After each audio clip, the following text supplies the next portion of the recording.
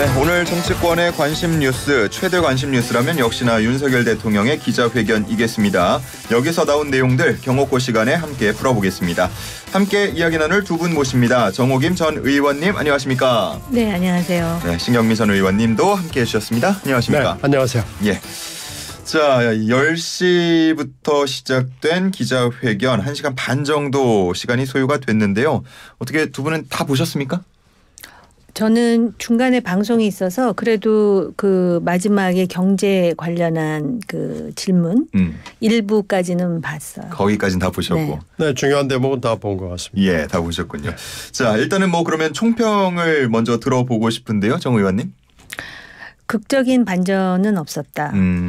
향후 대통령의 행보 또 어떤 뭐 그것이 기자회견이 됐든 담화가 됐든 모두 발언이 됐든 예측 가능하다. 예.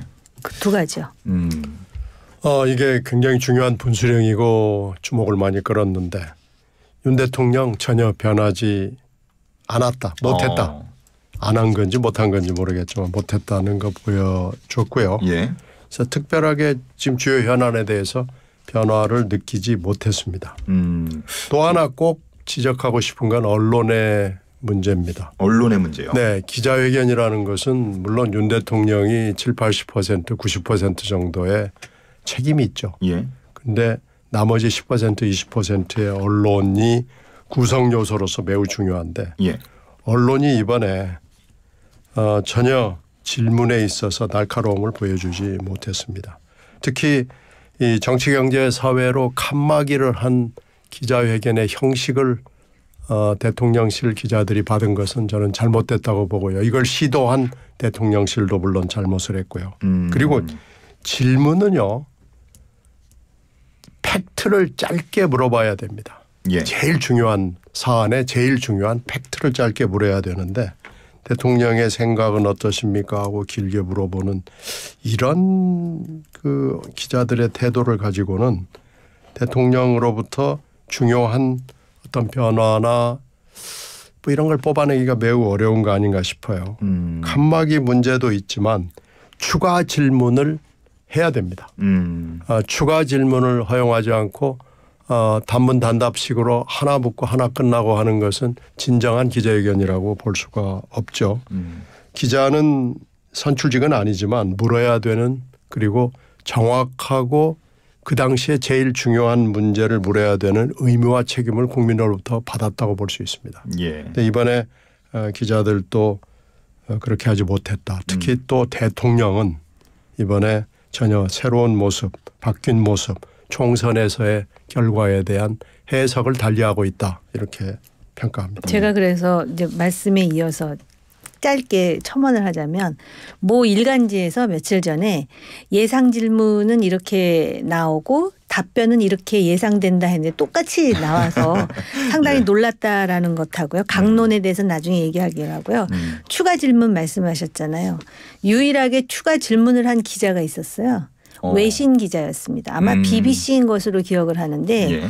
유럽에서는 지금 북한하고 러시아 간의 군사 교류에 대해서 굉장히 관심이 있는 거예요. 그래가지고 그 왜 한국은 오히려 북한과 대치하는 상황에서 이 문제에 대해서 더 심각하게 봐야 되는데 레드라인을 넘어오는 상황에서 대처가 없느냐라는 그러한 그 취지의 질문을 팔로우업 퀘스천을 하겠다 하고선 한 것이 유일한 추가 질문이었던 것 같아요. 예, 뭐 마찬가지로 기자들의 그런 질문 행태나 혹은 이 형식에 대해서 좀 아쉬움을 함께 나타내 주신 것 같습니다. 자, 그러면 바로 한번 질의응답에서 나온 내용들 짚어봐야겠는데 우리가 많이 예상을 했듯이 뭐 정치권 관련 질문에서는 총선 패배 원인부터 묻는 질문이 나왔습니다. 국정 운영이 부족했다는 국민의 평가라고 생각한다라는 답변이 나왔는데요. 여기에 대해서는 정 의원님 어떻게 보셨습니까? 그 부분에 대해서는 지난번에도 전반적으로 운영 기조나 방향은 맞았는데 체감하지 못하는 국민에 대해서 한번 그 발언을 하신 적이 있는데 그랬죠. 오늘도 체감이라는 용어가 지금 나온 걸로 제가 기억을 하는데 아무튼 그 평가를 받은 것이다. 그리고 이제 태도와 관련해서는 훨씬 겸손한 태도를 보인 것은 맞는데요. 그러나 그 내용상의 큰 변화는 없었던 것이 아니냐. 예. 이렇게 봅니다. 예. 그래서 이 질문에 이어져서 바로 나왔던 게 이제 특검법 관련 질문들입니다.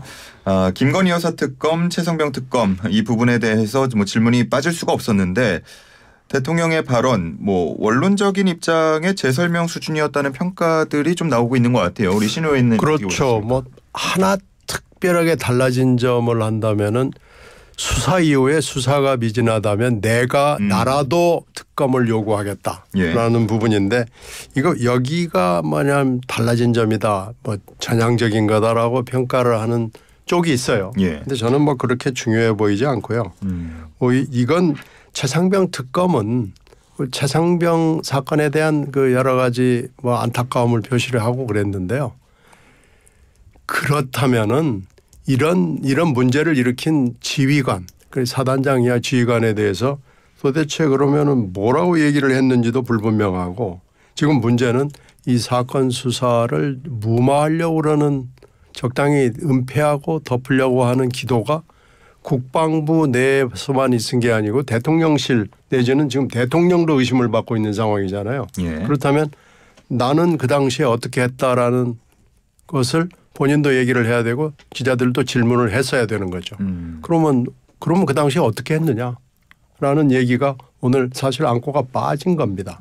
그리고 특검을 지금 받지 않겠다는 건데 그 이유가 바로 지금 수사 중이라는 거죠. 근데 수사 중에 특검으로 들어간 경우가 지금 굉장히 많아요. 우리가 지금 한 15번째 특검쯤 되는데 제가 개수는 정확히 기억은 안 납니다만 5, 6건 그러니까 3분의 1 정도 사건이 수사 중에 자 수사 그만두고 자 특검으로 갑니다 해서 국회 의결을 해가지고 바로 다 그 검찰 수사 다 덮어버리고 간 적이 많고요. 여야가 합의를 하지 않은 특검이 없었다 그러는데 이건 거짓말입니다.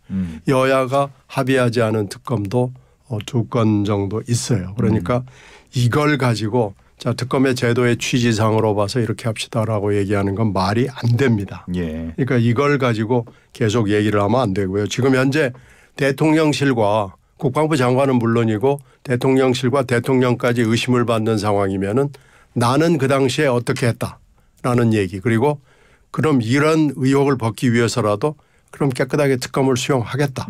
특검을 받겠다.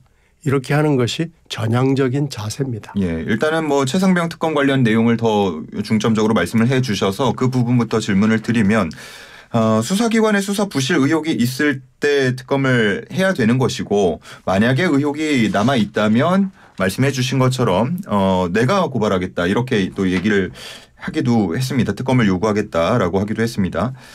답변 내용은 어떻게 보셨습니까?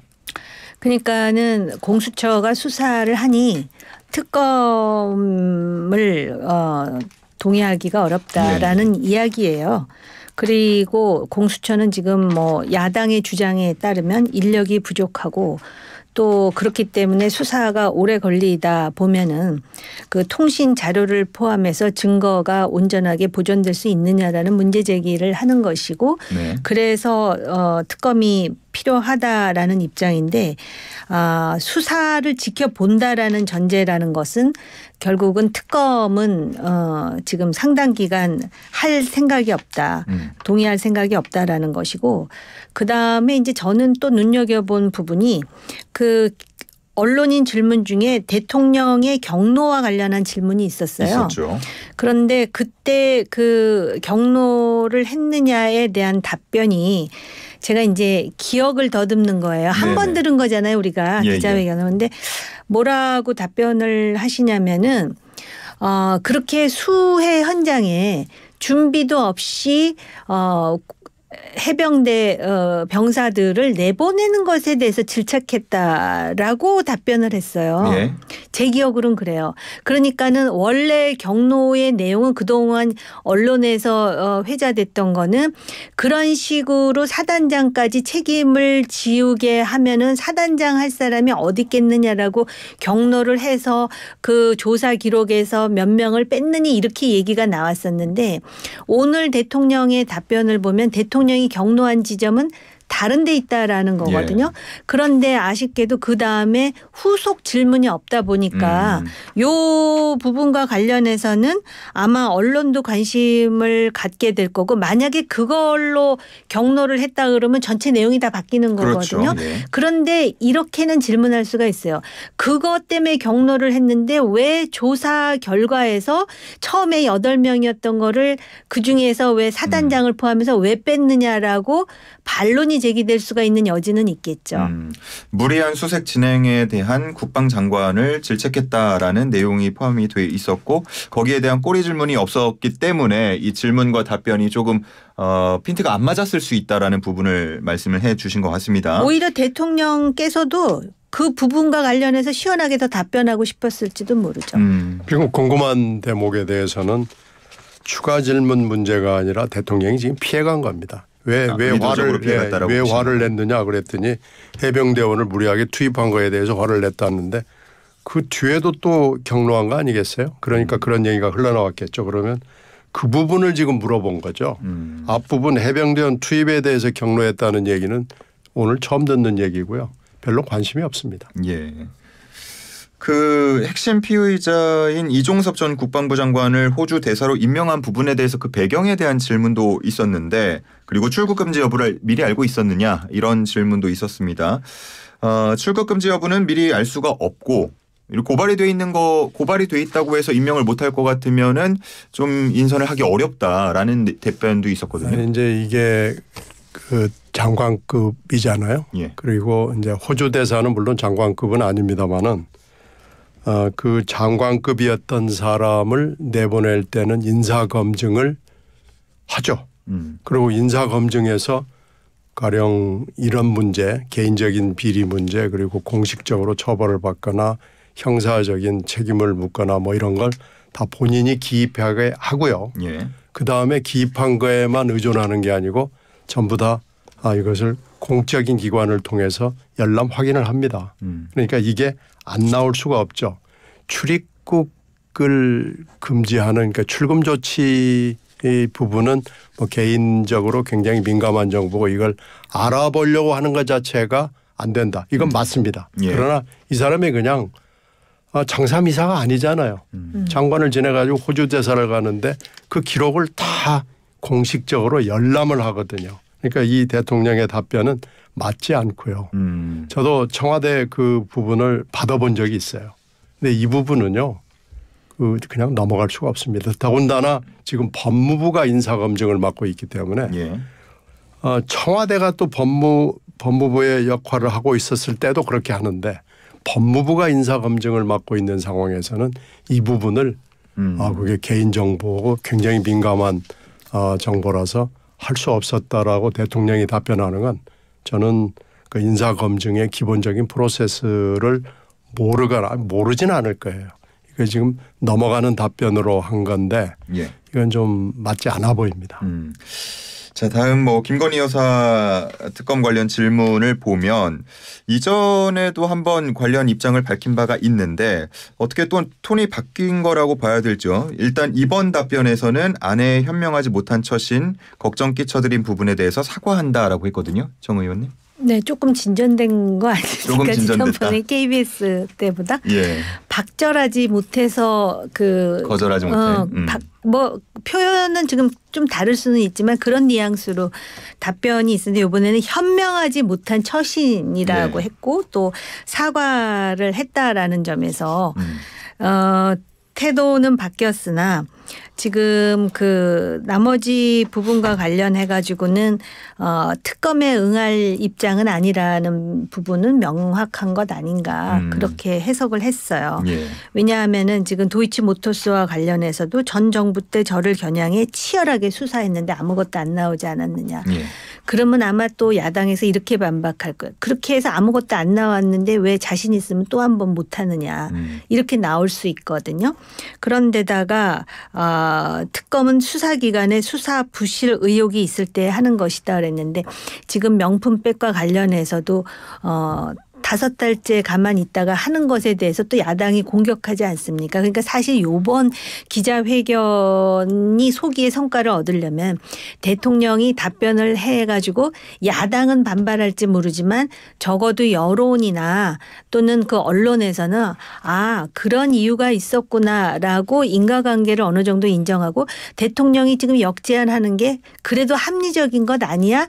라고 해야 되는데 지금 해석들이 특검 안 받겠다는 얘기를 이렇게 완곡하게 했을 뿐이다라고 해석을 하게 되면은 기자회견으로 그 어떤 그 목표를 이루고자 하는 소기의 성과가 나오기가 어렵지 않은가.